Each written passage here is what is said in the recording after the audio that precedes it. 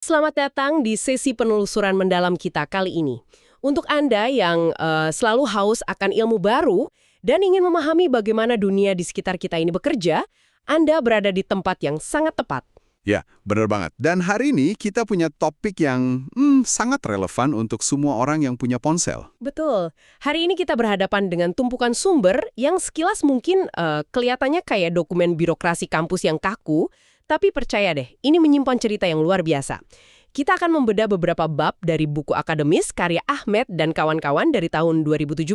Terus ada juga karya Anon dan timnya ya tentang etika penelitian online. Iya, dan kita juga punya pedoman etika dari British Sociological Association atau BSA yang disusun oleh Davis dan kawan-kawan di tahun 2016. Dan yang paling menarik perhatian saya hari ini, sebuah dokumen asli, formulir persetujuan etika untuk mahasiswa S2. Spesifiknya dari modul SLSP 5401. Tumpukan dokumen ini memang awalnya terkesan sangat prosedural, penuh dengan jargon kampus gitu. Tapi esensi dari semua teks ini sebenarnya sedang membicarakan Anda. Membicarakan kita semua ya. Tepat. Ini tentang apa yang terjadi pada kehidupan digital kita setelah kita menekan tombol posting. Nah, itu dia misi utama dari penelusuran kita di obrolan ini.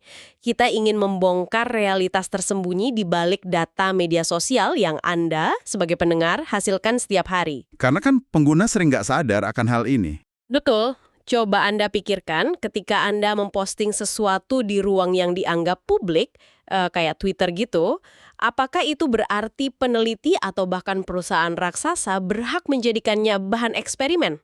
Tanpa izin sama sekali? Pertanyaan itulah yang menjadi nyawa dari semua pedoman etika yang kita baca hari ini. Maksudnya, ada miliaran orang berinteraksi secara online setiap detiknya. Bagi seorang peneliti, ini adalah tambang emas yang luar biasa. Tambang emas, bener. Mereka bisa mengamati sosiologi manusia secara real time, tanpa harus repot-repot keluar dari laboratorium. Tapi di sisi lain, definisi klasik tentang apa itu ruang privat dan apa itu ruang publik sudah benar-benar hancur lebur di internet. Makanya saya ingin meyakinkan Anda yang sedang mendengarkan, ini bukan cuma sekedar teori akademis yang membosankan di Menara Gading. Ini tentang jejak digital sehari-hari Anda. Jejak yang kita tinggalkan setiap kali kita online. Impulsif Anda jam 2 pagi, foto kasual liburan, atau keluhan tentang pekerjaan. Semuanya sedang diintai. Dan garis antara privasi dan ranah publik itu sudah sangat kabur. Oke, mari kita bedah ini. Mari kita bicara tentang mitos ruang publik di internet. Ini bagian yang paling sering disalahpahami sih. Benar. Kalau kita melihat lanskap media sosial di sumber-sumber ini, cara peneliti memperlakukan data Twitter dan Facebook itu ada perbedaan mendasar kan? Sangat-sangat berbeda. Ahmad dan rekan-rekannya merinci hal ini dengan sangat jelas di teks mereka. Twitter itu ibarat primadona bagi para peneliti data. Karena sistem mereka terbuka ya? Betul. Utamanya karena infrastruktur mereka. Twitter sangat terbuka dengan API mereka, atau Application Programming Interface. Baik itu Search API yang bisa diakses gratis, maupun Firehose API yang berbayar. Dan itu memudahkan panen data besar-besaran. Keterbukaan sistem ini memungkinkan mesin untuk menyedot sekitar 500 juta tweet per hari, tanpa hambatan yang berarti.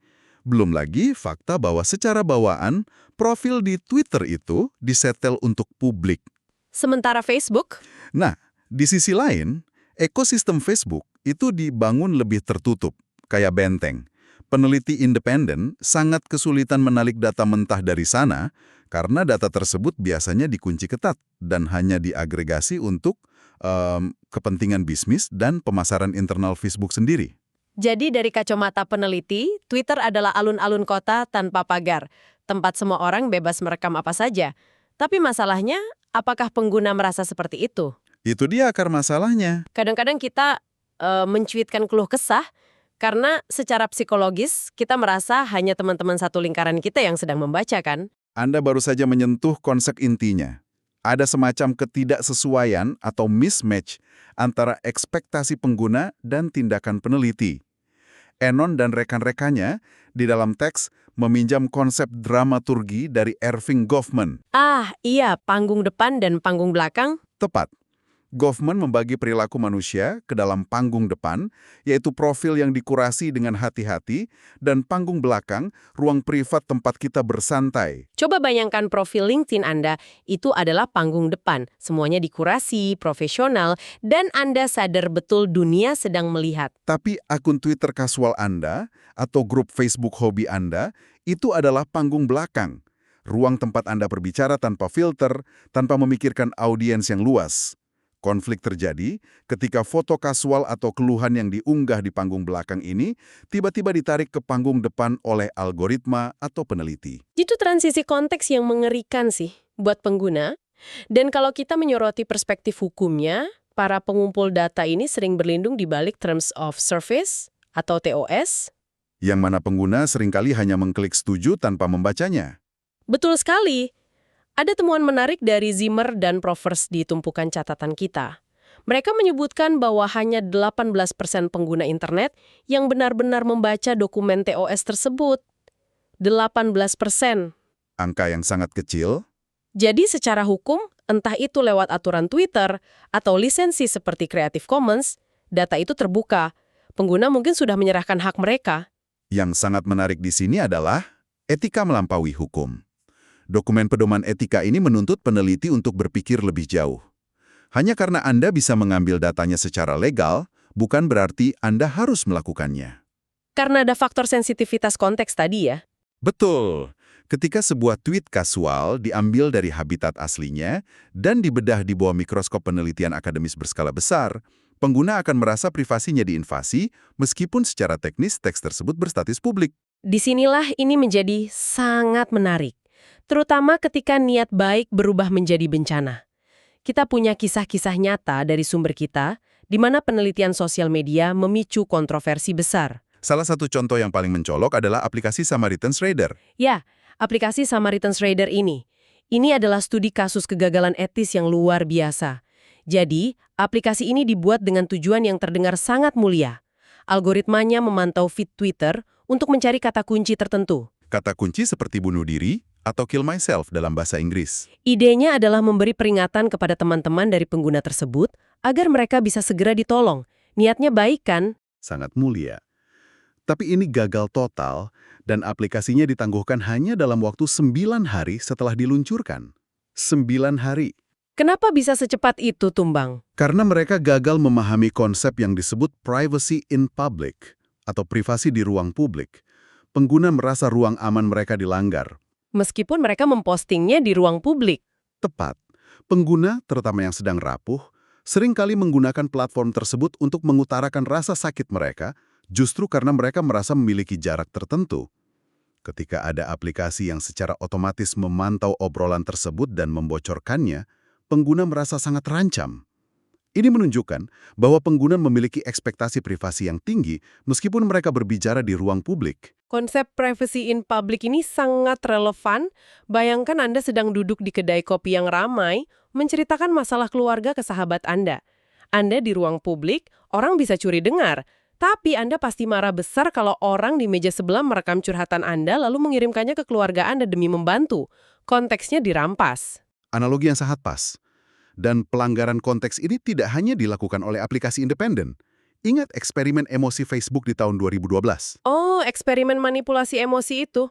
Ini tidak bisa diabaikan. Facebook secara sengaja memanipulasi beranda dari 689.003 pengguna. Ratusan ribu orang. Ya, mereka mengubah proporsi postingan bermuatan positif dan negatif yang dilihat pengguna. Tujuannya untuk melihat apakah melihat postingan negatif membuat pengguna ikut memposting hal negatif. Konsep social contagion atau penularan sosial. Dan ketika penelitian itu dipublikasikan, publik marah besar. Kemarahan publik terjadi karena ketidakadaan informed consent atau persetujuan sadar. Peneliti menjadikan ratusan ribu orang ini subjek eksperimen manipulasi psikologis tanpa pernah meminta izin mereka. Mereka berlindung di balik argumen TOS, tapi secara etika itu sama sekali tidak menghargai manusia. Tapi tunggu, kalau peneliti membalas dengan argumen anonimitas, bagaimana? Mereka sering bilang subjeknya sudah dianonimkan. Argumen anonimitas itu sudah usang di era big data ini. Kita bisa melihat ini dari studi kasus Facebook di Harvard. Studi oleh Lewis dan rekan-rekannya di tahun 2008 kan? Betul. Lewis mempelajari jaringan pertemanan mahasiswa di sebuah perguruan tinggi. Datanya sudah dianonimkan. Tapi kemudian, seorang peneliti bernama Zimmer berhasil membongkar identitas institut dan mahasiswanya dengan sangat mudah, Hanya dari karakteristik unik datanya, yaitu Flickr. menggunakan teknik triangulasi. Tepat sekali. Titik koordinat anonim di platform A dicocokkan dengan titik di platform B, dan identitas asli Anda langsung terbongkar. Jadi, apa arti dari semua ini? Anonimitas sudah tidak bisa dijamin. Teos hukum tidak mencukupi standar etika.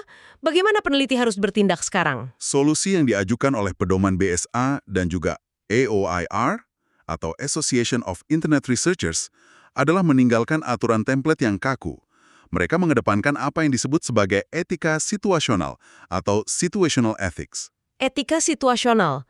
Pendekatannya harus disesuaikan dengan konteks ya? Benar, pendekatan harus bersifat dialogis. Tidak ada satu aturan yang berlaku untuk semua.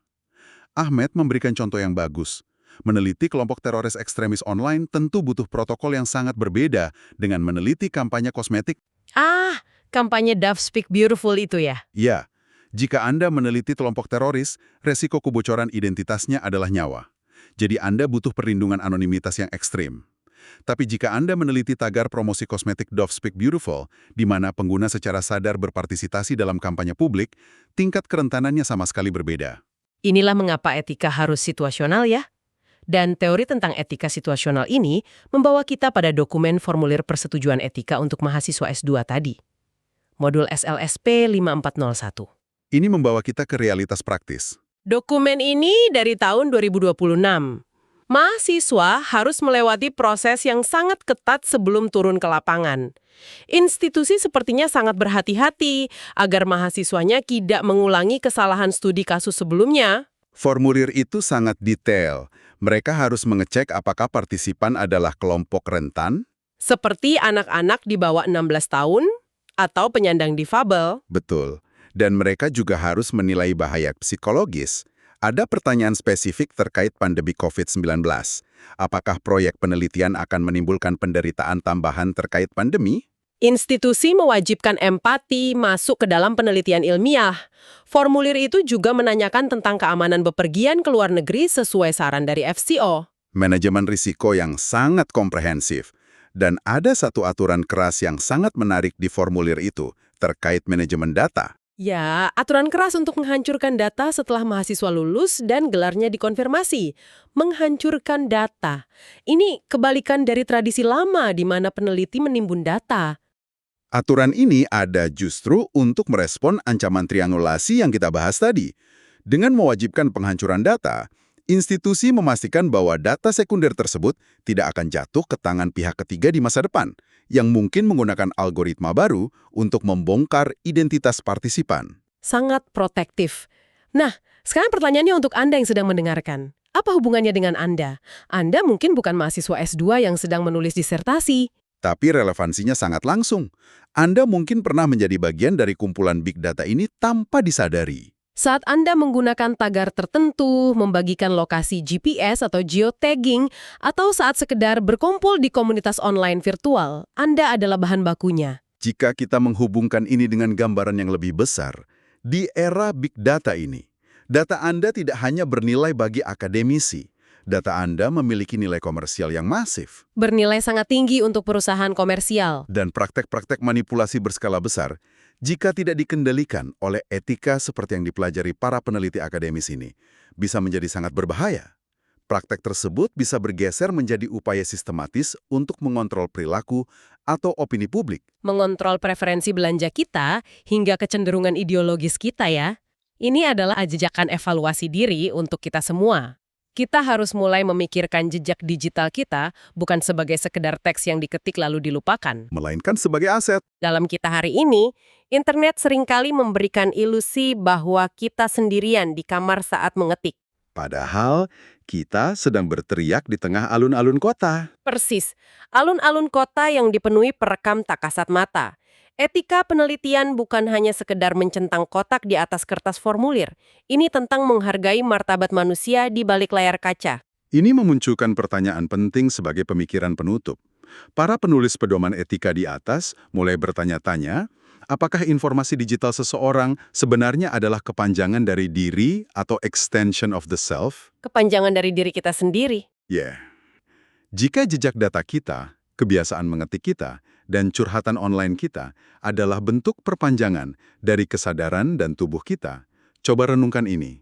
Apakah pengumpulan data tanpa izin di masa depan tidak lagi dilihat sekedar sebagai pelanggaran privasi, Lalu dilihat sebagai apa? melainkan dipandang sebagai bentuk peretasan langsung terhadap otonomi biologis dan pikiran manusia itu sendiri? Wah, melihat ekstraksi data komersial sebagai peretasan terhadap kedaulatan mental manusia, itu pemikiran provokatif yang luar biasa untuk direnungkan. Terima kasih atas wawasan dan analisis mendalamnya hari ini. Dan untuk Anda yang telah mendengarkan, terima kasih karena telah menginvestasikan waktu Anda bersama kami.